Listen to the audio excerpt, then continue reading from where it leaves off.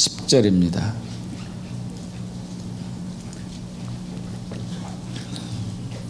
로마서 신약성경 로마서 10장 9절과 10절 합독하죠. 내가 만일 내 입으로 예수를 주로 시인하며 또 하나님께서 그를 죽은 자 가운데서 살리신 것을 내 마음에 믿으면 구원을 받으리라. 사람이 마음으로 믿어 의에 이르고 입으로 시인하여 구원에 이르느니라. 아멘. 아멘. 사람이 살아감에 있어서 각자 마음속에 수많은 소원들과 바람들과 또 꿈과 비전들이 있습니다. 저도 있고 여러분도 있고 모든 사람들이 다 있는 것이죠. 그래서 그 꿈과 비전과 소망과 소원들이 이루어지길 위해서 열심히 뭔가를 하고 노력하고 최선을 다하며 나름대로 이제 살아가고 있죠. 그러나 우리의 삶 가운데서 그러한 것들이 항상 이루어지는 것은 그다지 쉽지가 않고 이루어지지 않는 채 남아있는 미결제된 소원들이 늘 우리 주변에 널려 있는 셈이죠. 이런 상황에서 우리 조지 밀러, 영국의 참 귀한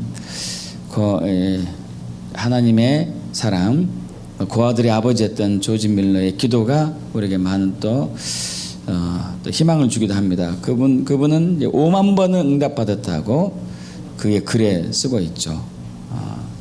참으로 놀랍습니다. 그가 바란 모든 것들이, 그가 기도한 모든 것들이 이루어졌다는 것이죠.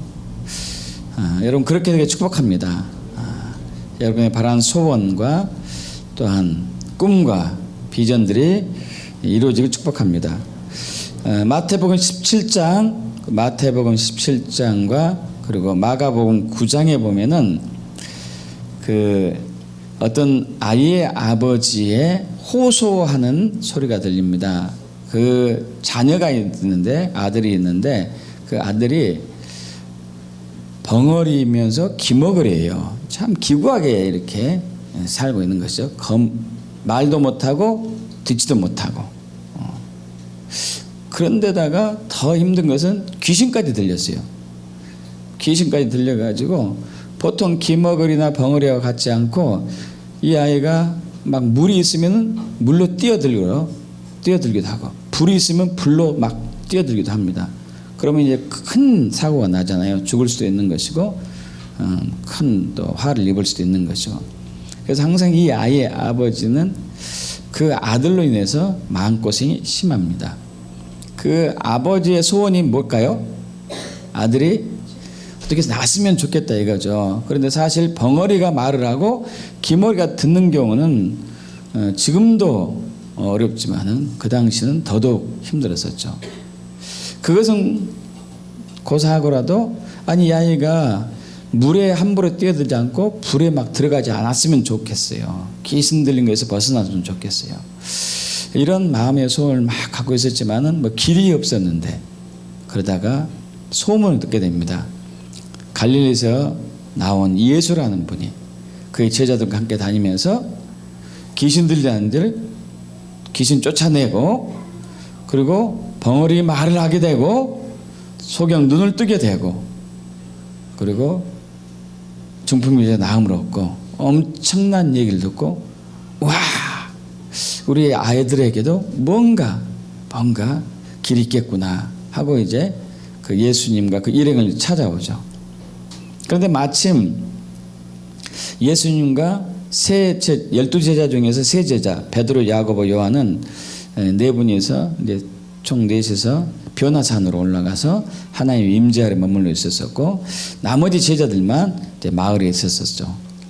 그래서 그 아이의 아버지가 아이를 데리고 그 제자들에게 갑니다. 그 제자들에게 치유를 해달라고 했는데 제자들이 치유를 했는데 닿지가 않은 거예요. 이 아이의 아버지가 참으로 실망한 거죠. 아니 소문 듣기에는 분명히 치유한다고 그랬는데 왜 내 아들은 치유하지 못하느냐 하면서 막 이게 옥신각신 하는 상황이 벌어졌습니다. 정말 낙심과 또 화도 나고 그 먼 길을 왔는데 치유하지 못한 아들 보니까 화도 나고 또 낙심도 되고 절망도 되고 막 이런 상황 가운데 예수님과 세 제자가 나타났어요. 예수님이 이제 제자들에게 묻습니다. 무슨 일인가 하고 그러니까 자초지종 설명하죠. 그 아이의 아버지가 예수님이 이분이 예수님이구나. 그래서 알고 내 아들 고쳐주세요. 내 아들 고쳐주세요. 예수님이 그 아들을 고쳤습니다. 할렐루야. 예수님이 그 아들을 고쳤습니다. 귀신이 쫓겨나가고 그 아이가 평온을 되찾으며 말도 하게 되고 듣게 되는 것까지 놀라운 기적과 이사가 나타난 것이죠. 여러분, 예수 이름에는 권세가 있기 때문에 그러한 일이 일어나죠. 할렐루야. 여러분 믿습니까? 예수 이름엔 권세가 있습니다. 능력이 있습니다. 예수를 믿는 사람들에게는 초자연적인 일들이 자연스럽게 일어나는 것이 특징입니다. 왜냐하면 예수라는 이름 자체에 엄청난 권세와 능력이 있기 때문에 그렇죠. 저번에 말씀드린 것 같이 몇 년 전에 이제 아산에서 어느 교회에 제가 초빙받아 가지고 집회를 했었을 때에 그때 이제 한 분 한 분 다 저희 부부가 기도해 줬거든요. 이게 기도를 받는 도중에 한 자매님이 갑자기 소리 지르면서 막 떠들었어요. 귀신 들렸던 것이죠. 그 자매인도 모르고 그게 모든 사람도 몰랐어요. 근데 예수 그리스도의 이름으로 딱 기도하는 순간에 귀신이 정체가 드러났고 귀신 도망갔습니다. 그 자매님 얼굴이 평온해졌어요. 예수님의 능력이 있는 것이죠. 또 고등학교 1학년 여고생이었던가 그 아이가 특관줄로 인해 가지고 노래를 참 잘하는 아이였는데 3년 전에 특관줄이 와가지고 찬양팀에서 섬기다가 못한 거예요. 노래를. 이거 입을 벌릴 수가 없어가지고 노래하려면 이를 벌려야 되는데 이게 안 벌어져서. 근데 기도받고 특관줄이 나왔어요. 마지막 날 찬양했습니다. 할렐루야. 여러분, 예수님의 권세가 있는 것이죠. 예수님의 권세가 있는 것. 여러분, 그런데 이것은 믿음에서 나오죠. 믿음에서 나옵니다. 그 아이의 아버지가 예수님에게 얘기합니다. 할 수 있거든. 내 아들 고쳐주세요. 고쳐주세요. 치유해주세요.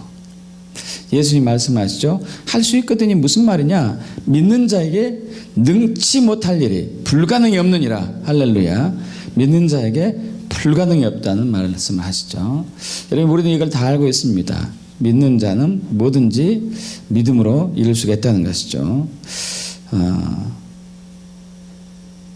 자, 그런데 예수님이 제자들이 그 아이를 치유하지 못했어요.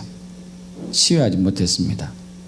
예수님의 제자들은 사실 믿음이 있었음에도 불구하고 그 치유하지 못했어요.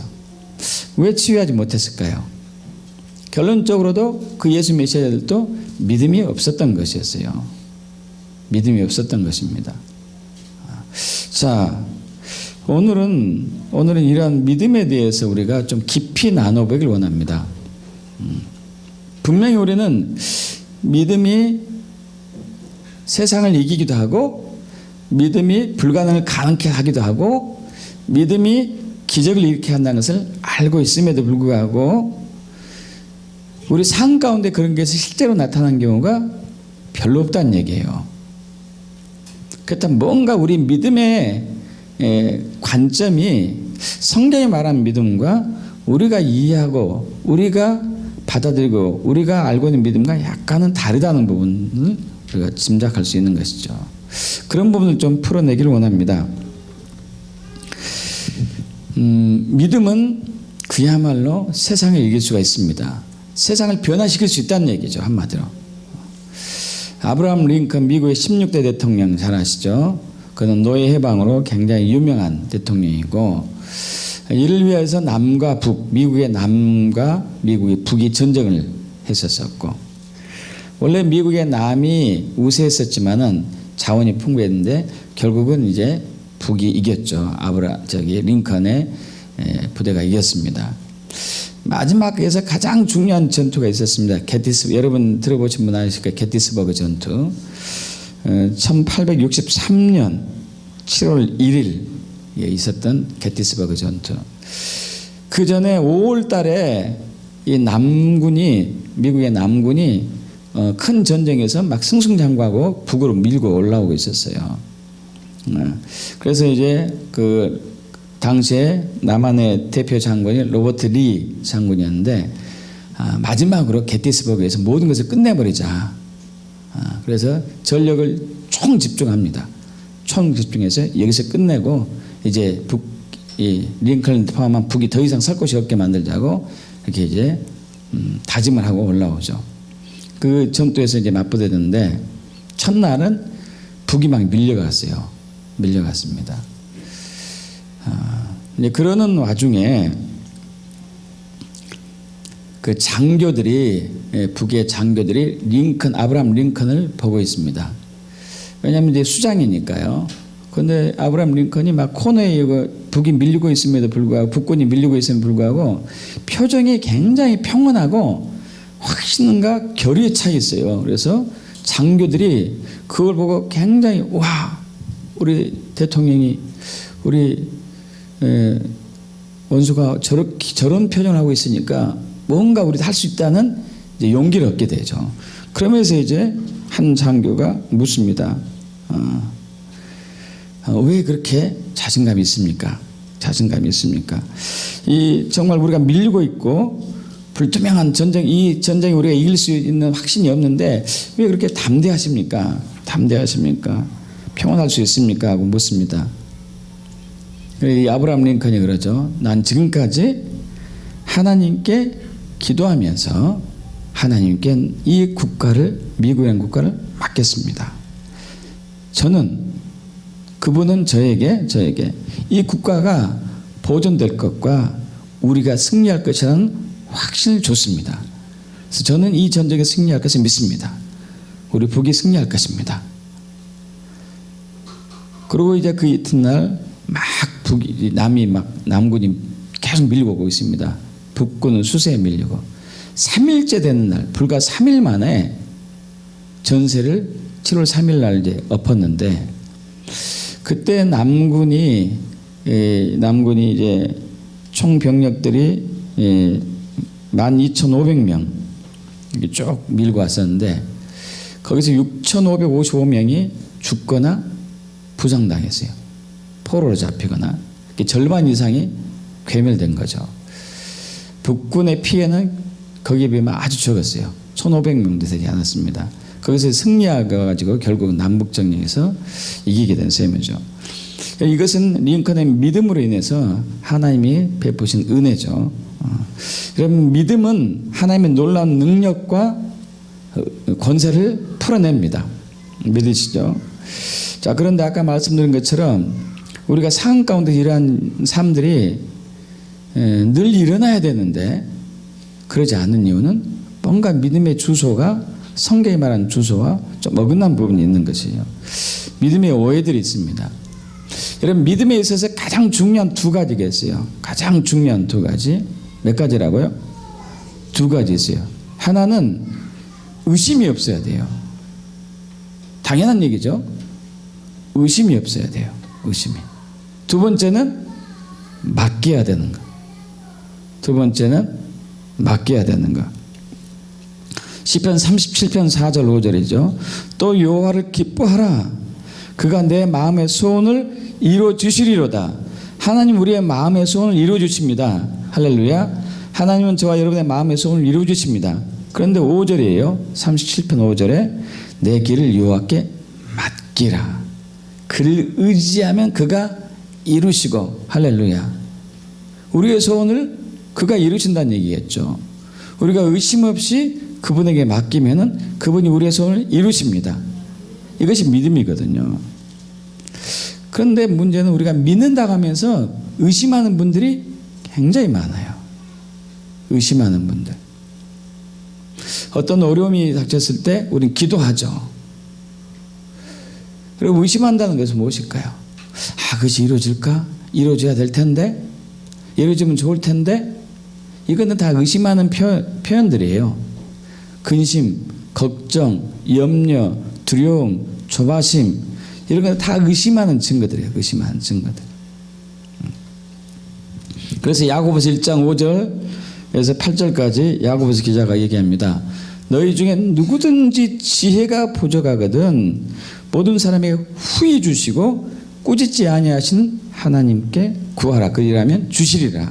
그러면서 오직 믿음으로 가고 조금 더 의심하지 말라요. 할렐루야. 조금 더 의심하지 말라.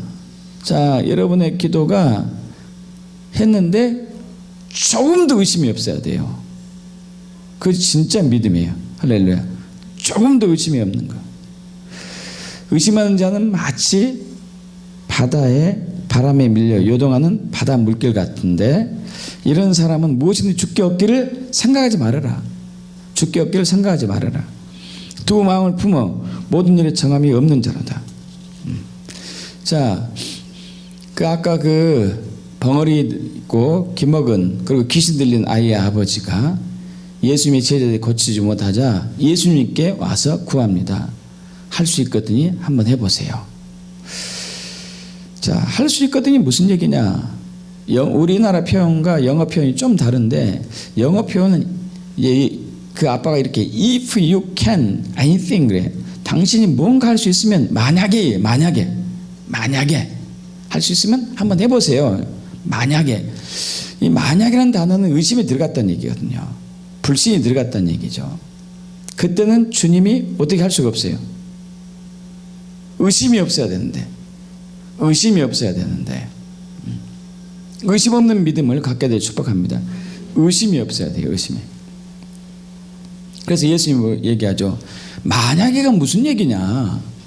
믿는 자에겐 능치 못할 일 없느니라. 이 아이가 나을 것이라는 이 확실한 믿음, 의심 없는 믿음이 이 아이를 낫게 하는 것이죠. 할렐루야. 믿습니까?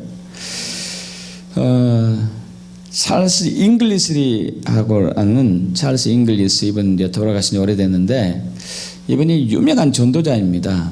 유명한 전도자고 수십 년간 30년 넘게 선교사 활동을 했었어요. 근데 이분이 선교에 있어서 큰 비전을 갖게 된 계기가 있습니다.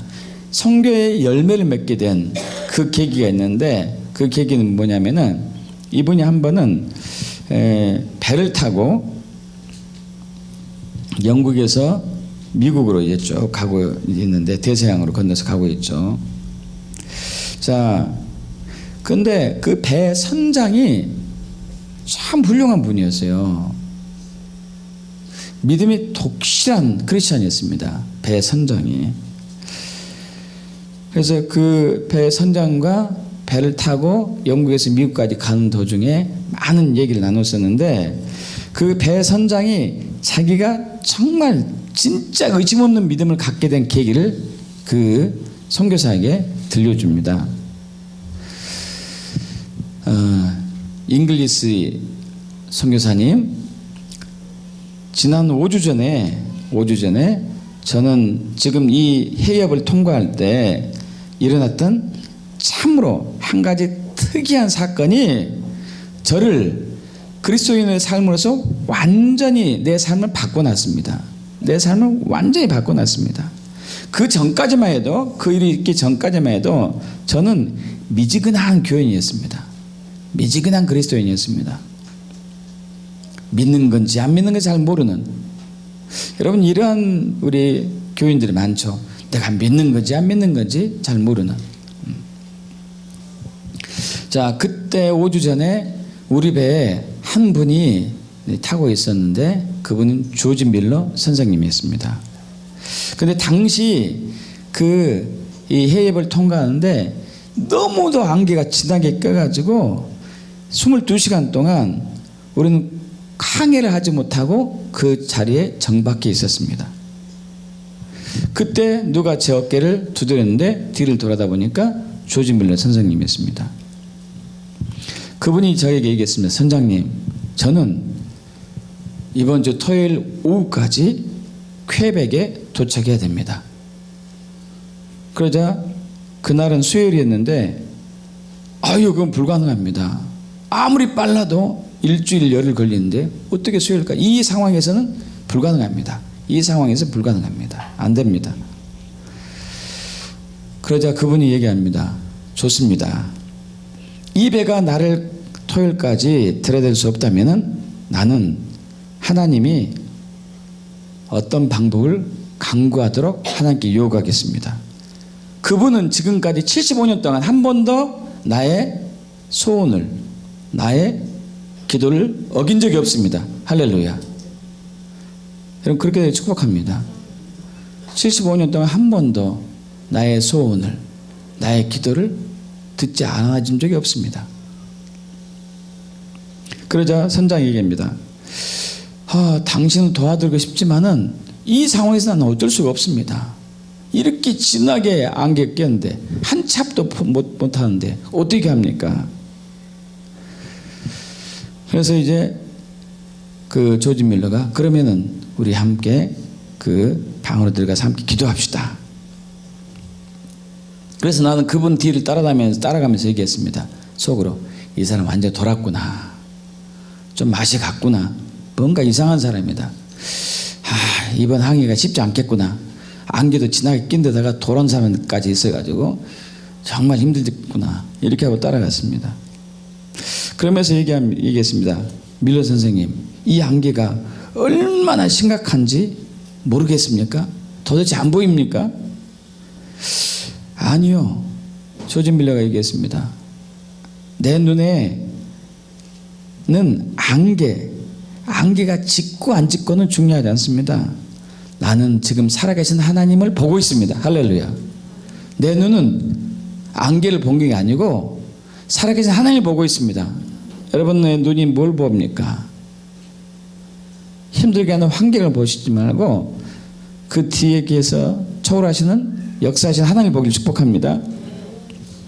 나의 하나님은 모든 환경을 주장하시는 분입니다.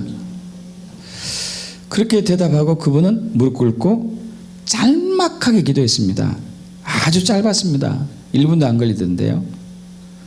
오 주님, 당신의 뜻이라면은 이 안개를 5분 내에 걷어주십시오. 5분 이내.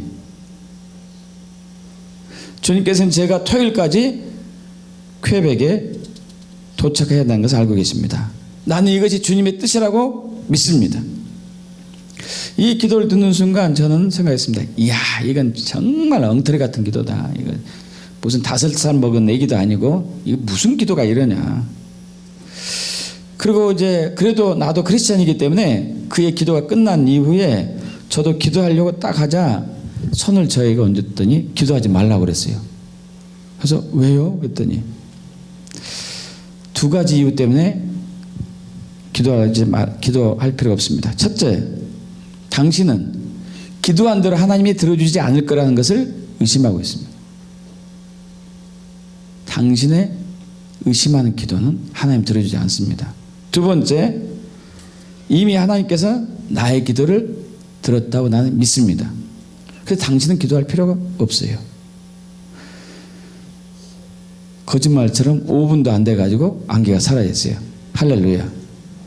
믿습니까? 안개가 사라지는 5분도 안 걸렸습니다. 자, 그러면서 조지 밀러가 저에게 얘기했습니다. 선장님, 저는 지금까지 75년 동안 하나님을 믿어왔습니다. 한 번도 그분 앞에 그분이 나의 기도를 거절한 적이 없었습니다. 자, 일어나 밖에 나가서 문을 열어서 밖을 보시오. 완전히 안개가 걷어진 것이죠. 여러분, 믿음은 의심이 없어야 돼요. 할렐루야. 의심이 없어야 돼요. 여러분이 의심하고 있다면 믿음의 단계가 아니죠. 그렇다면 그때는 회개해야 될 거예요. 주님, 의심한 후에 어디서 왔습니까? 저의 불신을 회개합니다. 제 의심을 회개합니다. 용서해 주시옵소서. 의심 있는 기도는 응답받을 수가 없어요. 믿음의 기도는 확실한 응답이 있습니다. 할렐루야. 믿습니까? 의심이 없어야 돼요. 자, 또 하나는 맡겨야 돼요. 너의 길을 여호와께 맡기라. 그를 의지하면 그가 이루시고, 할렐루야. 맡겨야 되는 거예요. 맡겨야 되는 거. 교회는 나오지만, 성경도 나름대로 읽지만, 또 기도도 하지만, 헌금도 하지만, 교회에서 나름대로 봉사도 하지만, 맡기지 않는 사람이 굉장히 많아요. 맡기지 않는 사람. 여러분, 은행은 어떤 것이죠? 돈을 보관하고 돈을 또 빌릴 수 있는 곳입니다. 여러분, 은행이 우리의 돈을 보관하고 돈을 맡길 수 있는 곳이라고 믿고 있지만, 실질적으로 내가 돈을 맡기지 않으면 그것은 믿음과 관계는 없는 거예요. 실질적으로 돈을 맡기지 않는다면은. 자, 어떤 기차가 있는데 저 기차를 타면은 내가 목적함만 같이 그 기차가 나를 데려다 준다고 누구는 다 알고 있죠. 근데 실제로 그 기차를 타지 않으면은 그 기차는 우리의 목적지까지 우리를 데려다 줄 수 없는 것이죠. 여러분, 믿는다고 하면서 맡기지 않는다면은, 하나님께 맡기지 않는다면 그것은 믿음이 아니에요. 여러분, 그 알렉산더 대왕 잘 아시잖아요. 알렉산더, 유럽을 정복했던 알렉산더 대왕. 젊은 나이에 요절했지만은 그 대왕에게는 모든 전투제마다, 전투할 때마다 따라다니는 주치의가 있었어요. 당연히 있겠죠. 왕이니까 주치의가 있었습니다. 그 주치의를 이 알렉산더 대왕이 참 믿고 있었어요. 근데 그 주치의를 싫어하는 한 사람이 있었습니다. 그래서 그 주치의를 제거해 버렸다고 음모를 꾸몄어요. 어떤 음모를 꾸몄느냐? 알렉산더 대왕에게 투서를 넣었습니다. 투서를 넣어가지고 그 주치의가 당신을 없애려고 당신의 컵에 독약을 넣을 계획을 세웠습니다. 편지를 썼습니다. 그리고 알렉산더 대왕이 이것을 읽고 그 주치의를 처형하기를 원했던 것이죠. 그 아침 식사 때 알렉산더 대왕이 그 편지를 보게 됐어요. 사람들이 쭉 모여 있습니다. 그러자 알렉산더 대왕이 그 편지를 읽었어요. 사람들에게 쭉. 나의 주치의가 이 컵에, 내가 지금 이 마시고 있는 이 컵에 독약을 넣어가지고 나를 죽인다고 하는 투서가 들어왔습니다. 주치의도 옆에 있고 사람들 모여 있는데 나는 이 물을 마시겠습니다 하고 마셨어요. 이게 무슨 얘기죠? 주치의를 믿는다는 얘기죠. 강고 신뢰한다는 얘기죠. 만약 거기서 주치의를 믿는다고 하면서 나는 이 편지를 읽어주고 나는 이 물을 마시지 않겠습니다 하면 어떻게 되는 거예요? 주치의를 믿지 않는다는 얘기죠. 저와 여러분의 믿음이 이런 경우가 너무 많아요. 믿는다고 하면서도 맡기지 않는 거예요. 내 문제를 맡기지 않는 거예요. 재정적인 문제, 질병에 관한 문제, 관계의 문제, 억압의 문제, 사업의 문제, 뭐 시험의 문제, 여러 가지 문제들이 있는데 들어주세요 하는데 맡기지 않아요. 맡기지 않아. 캐나다에 그 앤이라는 이름을 가진 아일랜드 출신의 성자가 있었습니다. 그분의 어렸을 때 얘기예요. 어렸을 때.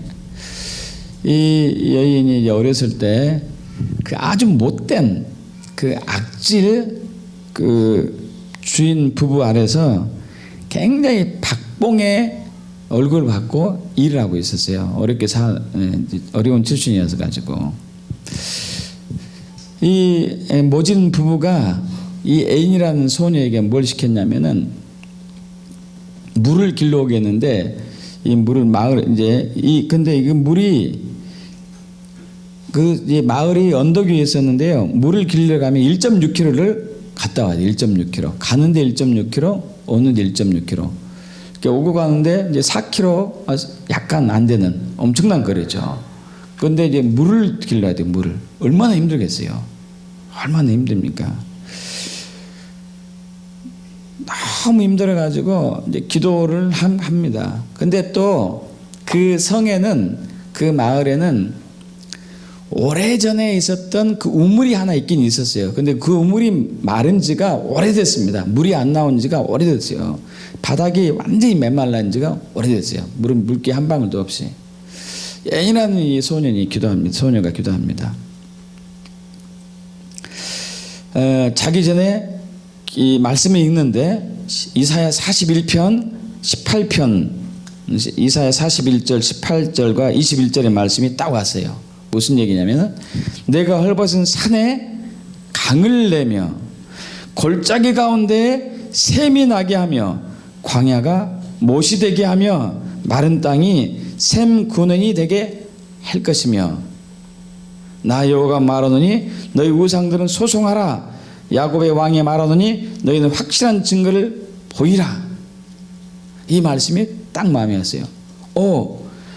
광야에 물을 내고 못이 되게 하고 마른 땅에 샘의 근원이 되게 하고 골짜기 가운데 샘이 나게 하고 헐벗은 산에 강을 낸다는 이 말씀이 확 들어온 것이죠.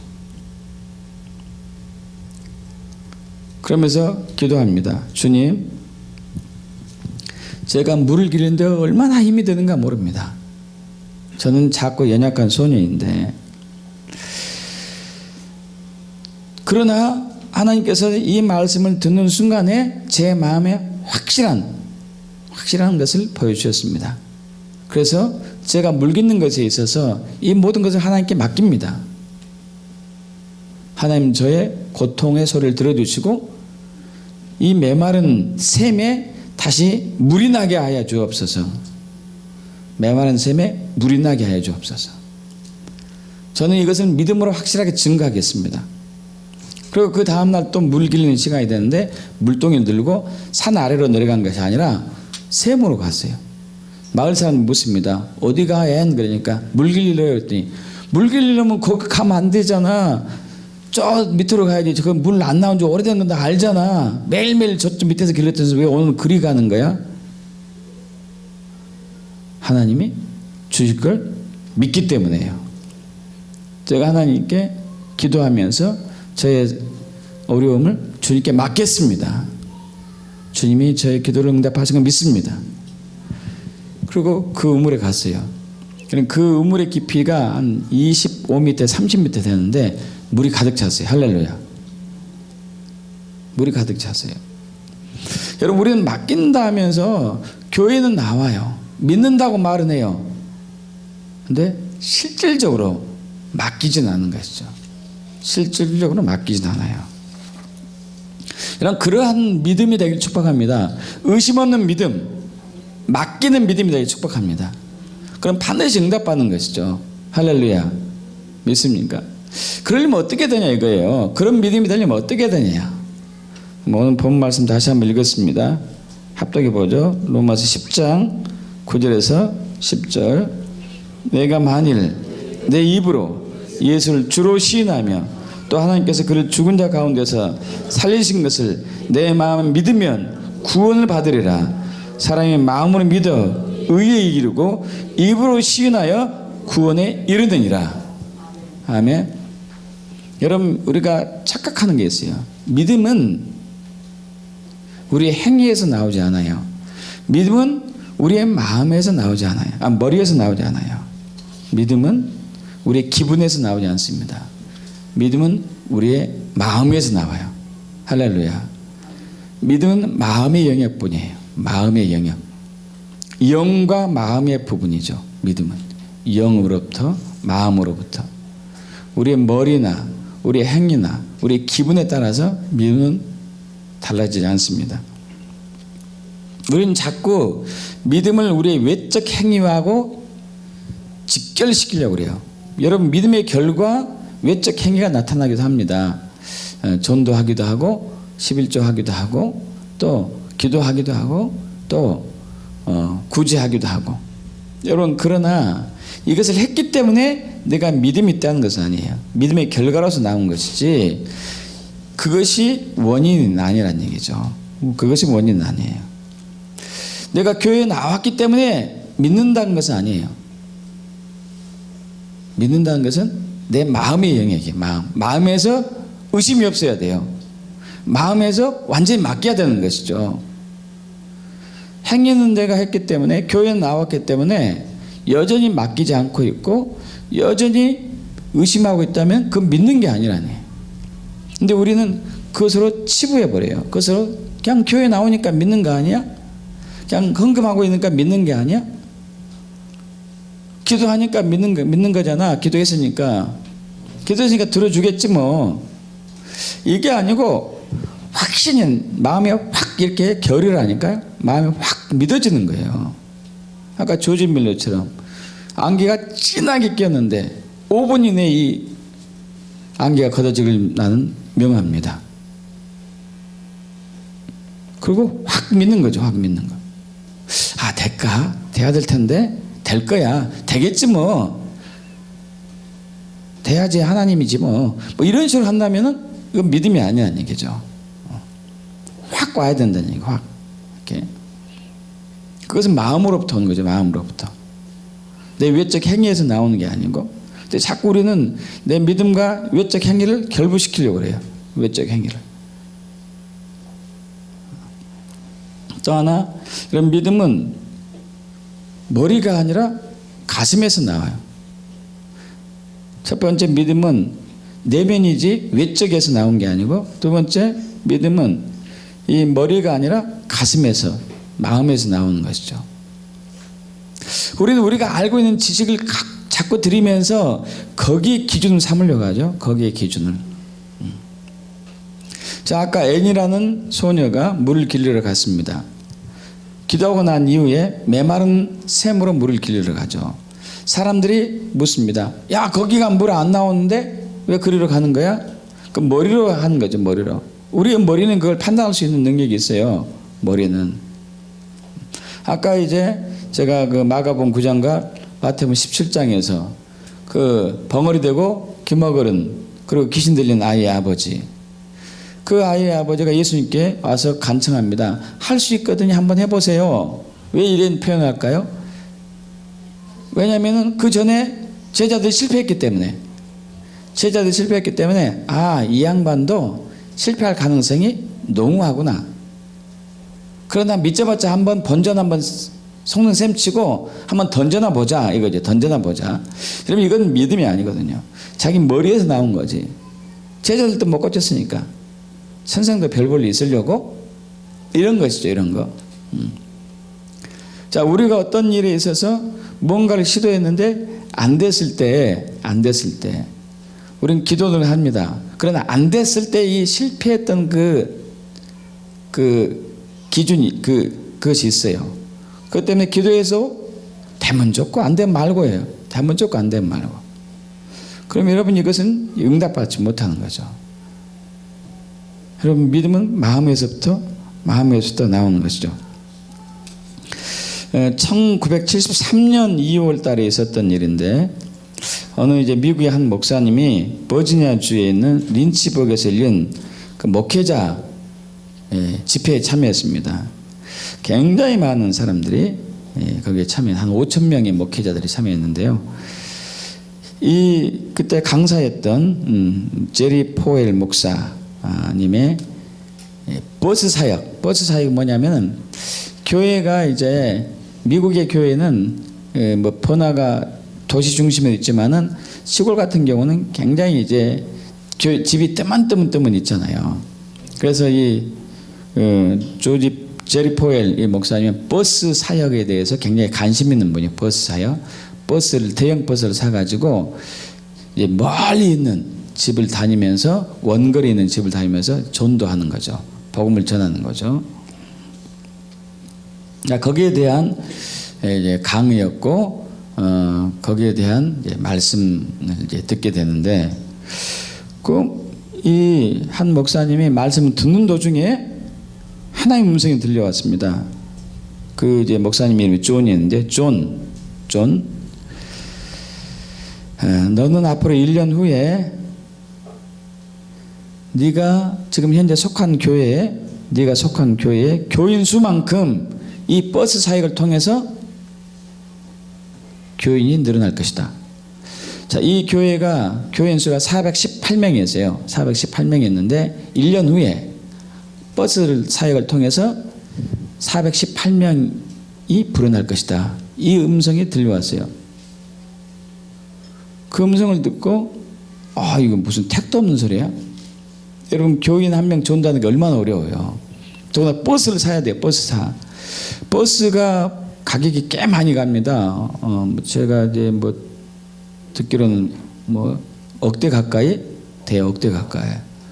그럼 우리 교회 수준으로는 그 버스를 살 돈도 안 되는 거, 재정도 안 되는 것이고, 그리고 버스를 사가지고 다녀서 418명을 교인 얻는다는 게 이게 말도 안 되는 소리잖아요. 말도 안 되는 소리.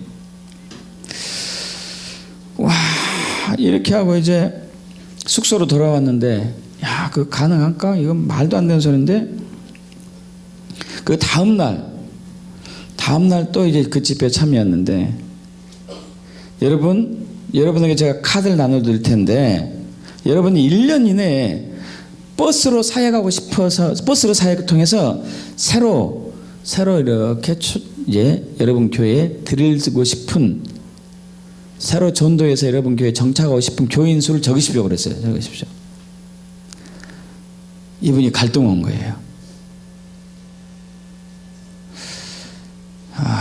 몇 명은 적을까?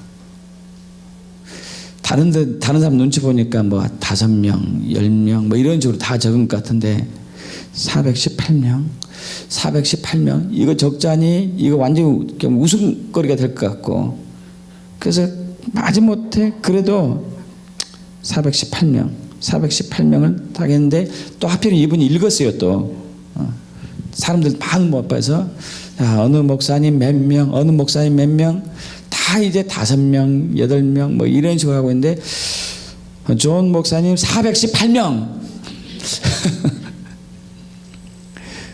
완전히 이제 고개를 푹 숙였죠. 내 생애 최대 실수를 했다. 이건 내 생애 최악의 실수다. 내가 왜 그랬달까 막 하면서 이제 어쨌든 교회에 와가지고 이 얘기를 했습니다. 하나님이 이런 마음도 주시고 또 강사님이 이렇게 해서 418명이었고 버스 사역을 하기로 했습니다. 여러분 기도하면서 합시다.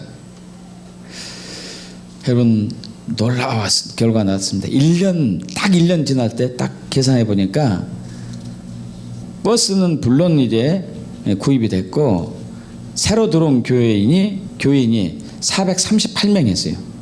할렐루야. 438명. 할렐루야. 믿습니까?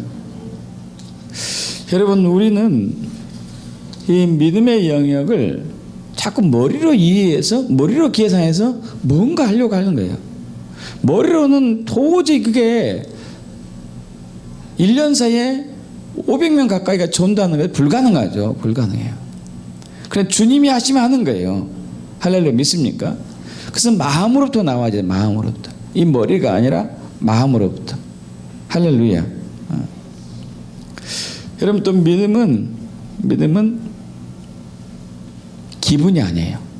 느낌이 아닙니다. 마음 깊은 곳에서 흘러나오는 하나의 어떤 에너지예요. 우리는 기분과 느낌에 따라서 뭔가 이렇게 해보려고 해요. 뭔가 내 인생이. 그래서 우리가 뭘 만들죠? 징크스를 만들어요. 징크스. 여러분들 징크스 있습니까? 징크스를 속히 없애기 바랍니다. 기분과 느낌이에요. 느낌. 저도 예수 믿기 전에 징크스를 만들었습니다. 어떤 징크스 만들었느냐? 그날을 이렇게 길을 가다가 쓰레기차 보면은 좋은 일이 일어난다. 똥차 보면 기분 나쁜 일이 일어난다. 항상 이런 것이 있었어요. 뭔가 요즘에 이제 그런 차가 별로 없지만 옛날엔 똥차 이렇게 많았습니다. 똥을 싣고 가는 똥차 많았어요. 그래서 그 차 있으면 피해 다니고 그랬거든요. 예수 믿고 나서 이거 없앴습니다. 없앴어요. 이런 경우는 우리 많잖아요. 어떤 이제 한 분이 간증한 거예요. 이분이 이제 어머니가 아주 중병으로 입원했는데, 얼마나 어머니가 중병이었는지 아버지가 눈물을 흘릴 정도로 의사 선생님이 얘기를 전해줍니다. 내 어머니는 이제 내 아내, 이제 너 어머니는 죽어가고 있고, 얼마 남지 않았다. 그리고 심장이 갑자기 멈출 때도 있고 위급한 상태고 얼마 못 살 것 같다고 얘기한다. 이것을 들은 이 아들이 너무 힘들었습니다. 도저히 믿어지지 않았죠. 하늘을 보니까 하늘이 먹구름이 확 꼈어요. 이때까지 먹구름까지 꼈으니 이제 희망도 없구나. 빛이 와야 될 판인데 무슨 먹구름이 껴가지고 내 기분을 잡쳐놓는가. 내 어머니는 이제 안 되겠구나. 여러분, 기분에 의해서 이렇게 이끌려간 적이 있습니까? 믿음은 기분이 아니에요. 하나님이 우리의 마음에 주는 어떤 확신입니다. 확신이. 이 청년이 막 기도합니다. 막 기도하는데 하나님이 회개를 위해서요. 너의 의심을 제거하라. 의심을 제거하라. 구름이 있다 해서 해가 사라지는 것은 아니다. 구름 뒤에도 해는 있느니라. 할렐루야. 믿습니까? 아무리 역경과 환난과 고난이 있다 하더라도 하나님이 계십니다. 있습니까? 하나님이 계시는 거예요. 우리가 구름이 걷어졌다 해서 안 될 것 같은데 이 느낌에 속지 말란 얘기죠. 이 느낌에. 그래서 이 청년이 다시 회개하면서 기도합니다. 하나님, 저는 믿습니다. 맞습니다. 당신의 얘기가 맞습니다. 구름이 있다 해서 해는 절대 가리지 않습니다. 해는 여전히 빛나고 있습니다. 제 의심의 구름을 용서해 주시옵소서. 여러분, 그 어머니는 며칠 안 돼서 퇴원했어요. 할렐루야. 여러분, 이러한 믿음으로 회복되게 축복합니다. 이러한 믿음으로 회복되게 축복합니다. 믿음은 마음의 영역이죠. 마음의 영역. 그래서 여러분, 마음을 넓히고 마음을 연단시켜야 돼요. 마음을 넓히고 마음을 연단시켜야 돼요. 그래서 하나님은 저와 여러분의 마음을 연단시켜요. 마음을 넓히려고 합니다. 마음의 크기만큼 믿음이 들어오기 때문에 마음의 크기만큼 믿음이 들어요. 어떤 이제 분이 군목 출신인데 이분이 한번 이제 간증한 것이 있었어요. 군에서 이제 군목이 사실 이제 일반 병사들하고 장교가 좀 달리 이렇게 영내에서 생활한 게 많죠. 그러다 시간이 조금 짜투리 시간에 뭘 하냐면 벌을 치기 시작했어요. 벌을 치기 하는 게 벌이 그냥 또 이제 군 부대가 대부분 이제 산에 있는데 많잖아요. 꽃도 많고 해서 보니까 벌들이 엄청나게 가지고 꿀들이 많아졌습니다. 꿀이 많아지고 처치가 곤란할 정도예요. 그래서 장교들과 사병들에게 이제 친한 장교들과 사병들에게 이제 연락해가지고 꿀을 원하면 그릇을 가져오면 제가 꿀 주겠다고 했습니다. 그러자 어떤 사람은 의무대에 근무한 사람은 있어요. 링게르병 가져오기도 하고 또 어떤 사람 바카스병 가져오기도 하고 어떤 사람 대적 가져오기도 하고 어떤 사람 조그만 바게트 가져오기도 하고 막 이렇게 가져오는 거예요. 그래서 거기서 가져온 데를 다 따라줬습니다.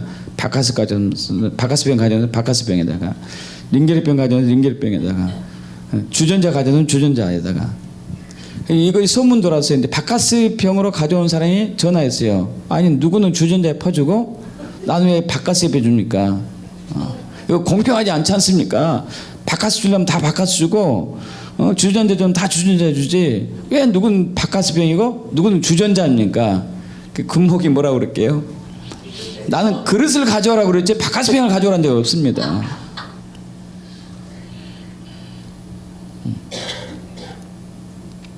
마음이 중요해. 믿음은 마음의 영역이거든요. 내 마음이 의심이 없어야 되고 내 마음 주님께 확 맡겨야 되거든요. 마음이 이렇게 번잡하고 복잡하고 안정치 않으니까 요동하면서 믿음이 적어지는 거 사라지고 있는 것이죠. 제자들이 아까 이제 벙어리 되고 기먹은 이 아이를 고치지 못한 결정적인 이유가 믿음이 없었어요. 한글 성경에는 믿음이 부족하기 때문이다 이렇게 얘기해. 영어 성경도 아주 믿음이 밴댕이 콧구멍마다 밴댕이 콧구멍인가 어쨌든 목이 눌러만하다. 목이 눌러만.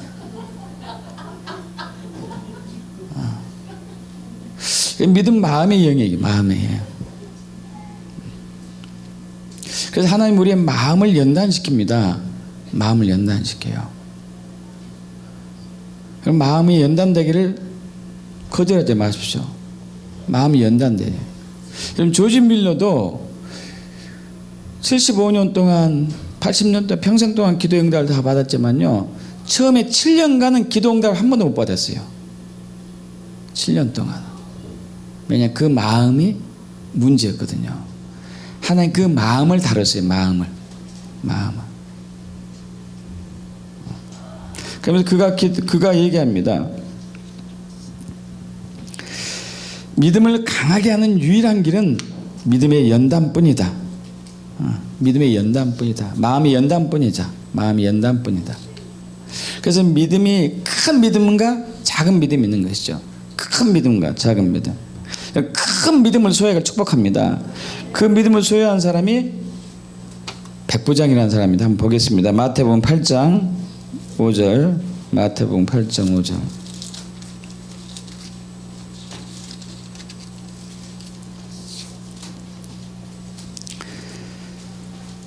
5절에서 10절 봅니다. 마태복음 8장 5절. 예수께서 가버나움에 들어가시니 한 백부장이 나와 간구하여 이르되 주여 내 하인이 중풍병으로 집에 누워 몹시 괴로워하나이다. 이르시되 내가 가서 고쳐주리라.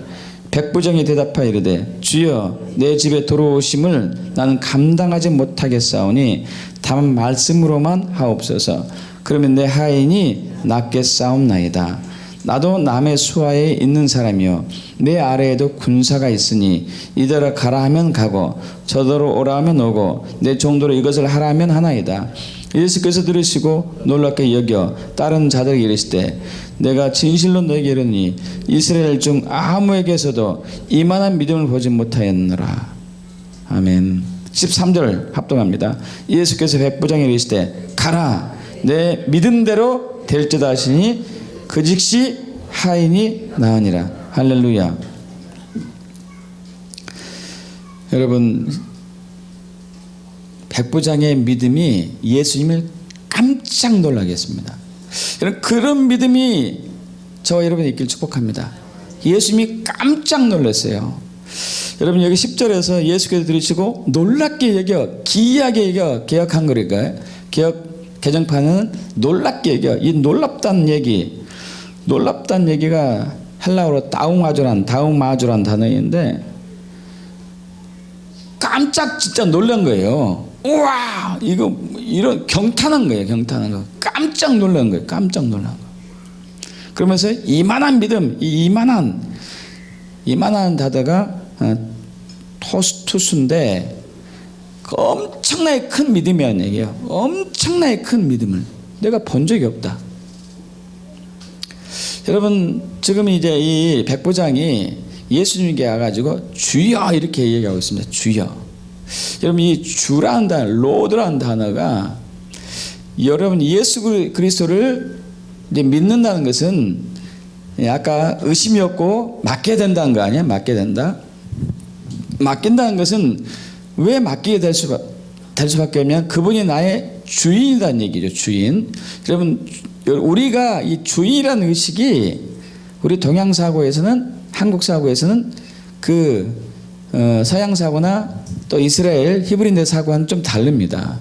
이 주인이라는 것은 나의 모든 필요를 다 채워주고 보호하시고 공급하시고, 그리고 우리가 그 주인의 그분이고 또 우리는 그 주인에게 절대적인 복종을 해야 된다는 뜻이거든요. 절대적인 복종. 자, 예수를 믿는다는 것은 예수 그리스도를 주인으로 내 마음에 영접한다는 것이고, 그 주인이 됨을 나는 조금도 의심 없고 조금도 두려워하지 않고 나의 모든 것을 맡긴다는 것을 얘기해요. 할렐루야. 믿습니까? 그분이 나의 주인이라는 것은 내가 받아들이는 것이에요. 예수를 믿는다는 것은 그분이 나의 주인입니다. 그래서 주인이기 때문에 그 주인 외에는 내가 다른 사람 따르지 않습니다. 당신만 내가 따르겠습니다. 내가 다른 사람 말씀보다도 당신의 명령에 먼저 복종하겠습니다. 당신 나의 모든 걸 채워주신 분입니다. 그래서 내가 확실하게 믿고 그대로 실천하는 것을 얘기하거든요. 여러분, 그런데 로마의 백부장, 군대 장관 중에 한 사람이 식민지로 있는 그 사람을 주여하고 하는 것은 이것도 엄청난 일이에요. 여러분, 한번 생각해 보십시오. 우리나라 일제 36년 치하에서 뭐 이제 어느 지역에 헌병대장이 있다고 생각해 봐요. 일본 헌병대장. 굉장히 직급이 높은 사람이 여러 번이 와가지고 주여 한다면 어떤 상황이 벌어질까요? 자기 상관들이나 자기 주변에서 어떻게 얘기할까요? 여러분 어떻게 하겠습니까? 어떻게 이해될까요? 이건 이해가 안 되는 부분이잖아요. 그죠? 그 당시 주여는 황제 외에는 주여라는 단어를 못 붙여요. 황제 외에는. 줄리어스 시저, 시저, 케사르, 이게 주란 단어예요. 주여. 주. 황제에만 붙이는 단어를 예수님께 붙였어요. 어느 정도 믿는다는 얘기일까요? 생명을 건 것이죠. 생명을 건 것. 내 생명을 걸고 이 내 생명이다. 나는 당신의 주인입니다. 믿습니다. 당신 나의 주인입니다. 당신 나의 주인입니다. 그래서 당신이 우리 집에 오실 필요도 없습니다. 당신이 지금 나으라 그러면 내 한이 날 것입니다. 집에 갈 필요도 없습니다. 명령만 하십시오. 날 것입니다. 할렐루야. 그런 믿음이 되길 축복합니다. 명령만 하십시오. 내 아이 날 것입니다. 집에까지 갈 필요도 없습니다. 예수님이 깜짝 놀랐어요. 내가 이만한 믿음을 이스라엘에서 한 사람도 못 봤다. 내 믿음대로 될지니라. 내 믿음대로 될지니라. 할렐루야. 여러분, 그 믿음이 되길 축복합니다. 그 믿음이 되기 위해서는 우리 믿음의 시련, 마음의 연단이 필요한 것이죠. 믿음의 시련, 마음의 연단이.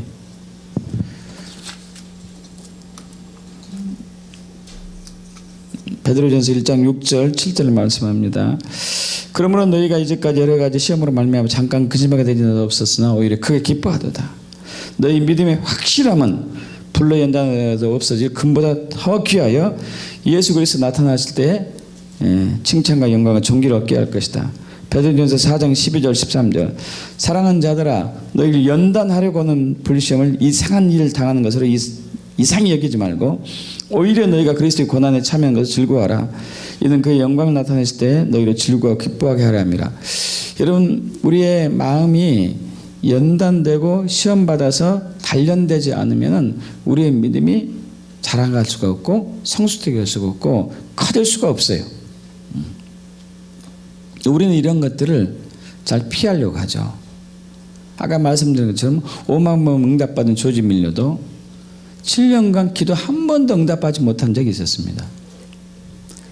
그는 마음에 그러한 시련의 시기, 연단의 시기가 있었어요.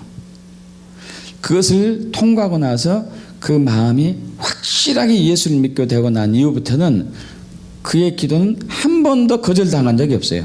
할렐루야. 그의 소원은 한 번도 거부당한 적이 없습니다. 할렐루야. 그런 믿음이 되길 축복합니다. 여러분, 하나님은 저와 여러분 그런 믿음이 되기를 원하고 있어요. 그런 사람이 세상을 이기는 것이고 세상을 승리하는 것이고 세상을 변화시키는 거죠. 믿습니까?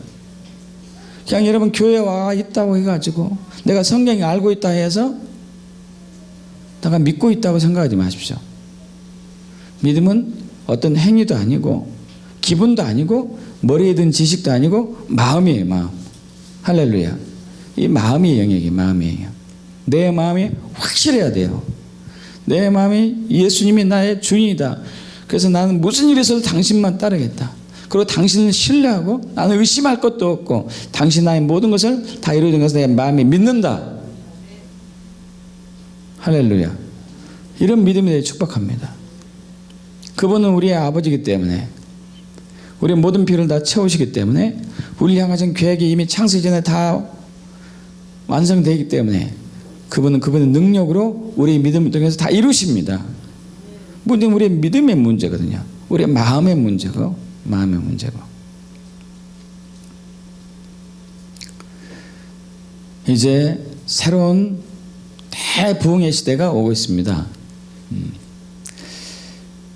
여러분, 그때 우리 계시록 11장에 보면은 엄청난 얘기가 나와요. 두 증인이 나타나는데, 두 증인, 이 두 증인이 엘리야처럼 하늘을 향해서 딱 기도하면 비가 안 내리는 것이고, 불이 나오라 그러면 불이 나오는 것이고, 바다가 갈라지라면 바다가 갈라지는 것이고, 엘리야 모세처럼. 여러분, 이런 부흥의 때가 오고 있습니다. 그런데 그러한 일을 뭘로 감당하죠? 믿음으로 감당하는 것이죠. 믿음으로. 할렐루야. 믿습니까? 믿음으로. 그래서 세상을 변화시키시고 세상을 개혁하고 세상을 새롭게 하는 그 하나님의 놀라운 오시는 길을 준비하는 그러한 마지막 시대의 선두주자가 되는 것이죠. 믿음으로써. 그럼 큰 믿음을 소유하기를 축복합니다. 의심이 전혀 없어야 돼요. 그리고 완전히 맡겨야 돼요. 그때까지 조지 밀러처럼 기도하고 구하고 빚음을 받고 연단을 통해서 여러분의 마음이 순결해지며 온전한 믿음에 축복합니다. 그러한 사람에게 풍성한 일가 날 것을 믿습니다. 아멘. 함께 우리 기도하고 또 말씀을 마치겠습니다.